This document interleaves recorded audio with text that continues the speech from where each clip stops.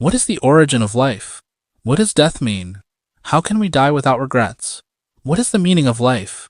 With these questions in mind, let's begin today's discussion. First, the origin of life. Regarding the origin of life, various disciplines have provided numerous answers within their existing knowledge systems.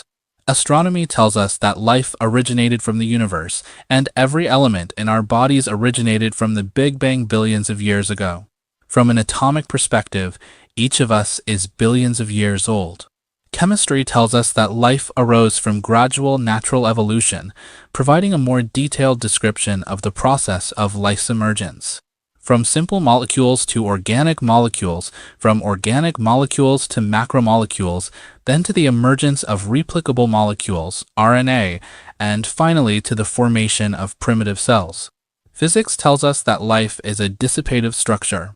As long as a biological system continuously acquires and releases energy, complex structures can naturally form. In other words, life is not a natural miracle, but a complex organizational structure that naturally arises from the flow of energy. So why did life appear, and why did we appear? From the perspective of natural truth, life originates from need.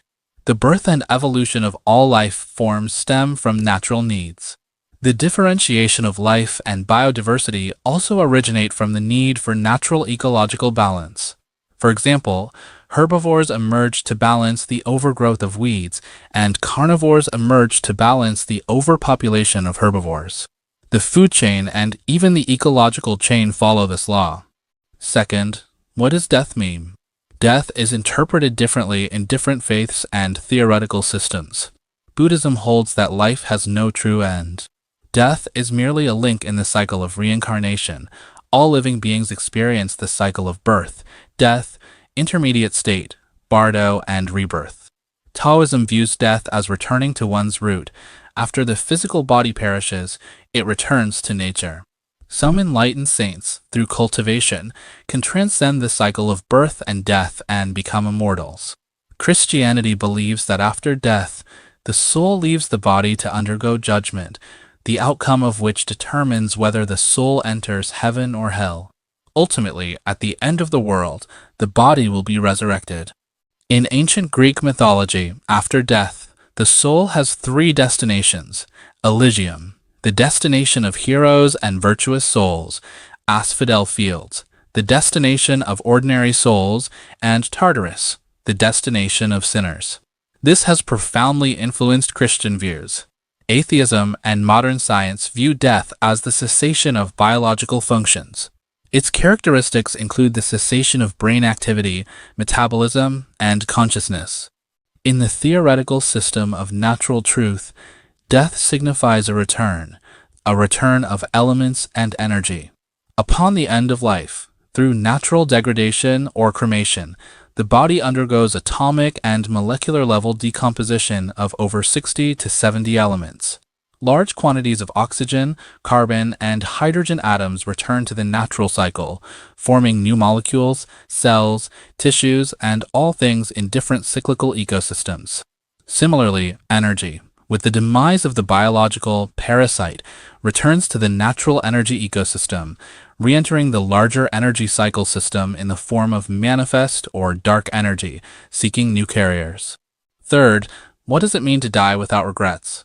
Someone jokingly said that the biggest regret before death is dying with unspent money. While this is a joke, it illustrates a point. True fulfillment in life means being born without worries and dying without regrets. This sounds simple, but it's incredibly difficult to achieve.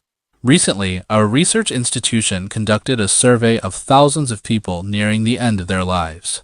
The survey asked, "Do you have any regrets before you die, and what are they?" Almost everyone gave the same answer.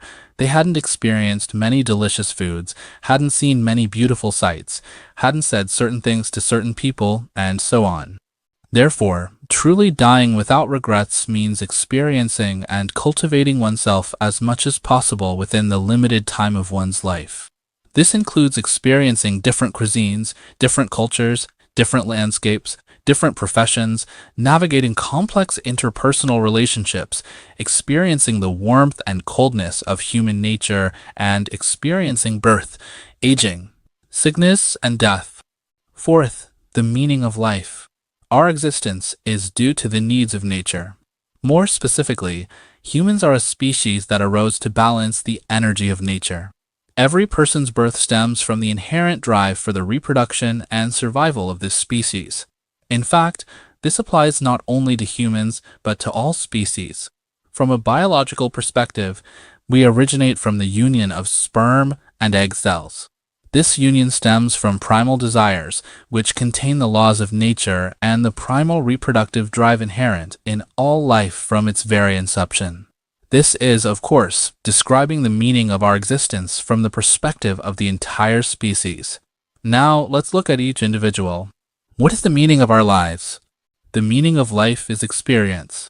Birth, aging, sickness, and death are experiences. Joy, anger, sorrow, and happiness are also experiences. We cannot only cherish birth while rejecting death. We cannot only enjoy happiness while rejecting sadness. We cannot only enjoy what we gain while being unable to accept loss. We must believe and acknowledge that the occurrence of things is natural, and all cognition and judgment are the result of an individual's analysis and interpretation based on their perception of all things. Therefore, a single thought of ours can influence the path of an event and even its final outcome. Truly understanding these principles frees one from the shackles of negative energy. If we elevate experience to another dimension, it becomes spiritual practice.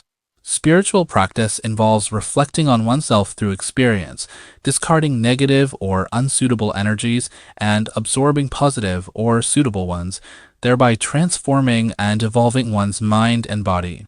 Spiritual practice can be seen as a transformative process. For example, reading shouldn't be done merely for the sake of reading. Many people read hundreds or even thousands of books, but very few truly grasp their essence, internalize it, and transform it into their own consciousness and behavior. Let's continue with the reading example. True spiritual practice should begin with choosing a book that suits you or that currently provides energy and replenishment. While reading, understand the author's energy and the essence of their consciousness through the words, incorporating the beneficial parts into your knowledge system, gradually transforming them into your own consciousness, and ultimately influencing your words and actions. This is the true process of spiritual practice through reading and the true meaning of reading. This process of spiritual practice can also be replicated in all behavioral experiences. Learning is spiritual practice. Working is spiritual practice. Traveling is spiritual practice. Listening to music is spiritual practice. Appreciating flowers and the moon is spiritual practice. Even eating and drinking are forms of spiritual practice. Life is a long journey of self-cultivation. When we reach the end of our lives, we can say to ourselves after this journey that we died without regrets. This is the true meaning of a fulfilling life.